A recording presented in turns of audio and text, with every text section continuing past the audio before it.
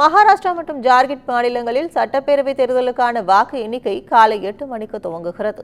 மகாராஷ்டிராவில் மொத்தமுள்ள 288 தொகுதிகளுக்கு கடந்த 20ஆம் தேதி ஒரே கட்டமாக வாக்குப்பதிவு நடைபெற்றது. மொத்தம் 9.70 கோடி பேர் வாக்களிக்க தகுதி பெற்ற இத்தேர்தலில் 66.05% வாக்குகள் பதிவாகின. கடந்த 1995 பேரவைத் தேர்தலுக்கு பிறகு அதிகபட்ச வாக்குப்பதிவு இதுவாகும். ஆளும் மகாயுதி கூட்டணியில் பாஜக 149 தொகுதிகளிலும், முதலமைச்சர் ஏக்நாத் ஷிண்டே தலைமையிலான சிவசேனா 81 தொகுதிகளிலும், துணை முதலமைச்சர் அஜித் பவார் தலைமையிலான தேசியவாத காங்கிரஸ் 59 தொகுதிகளில் போட்டியிட்டன.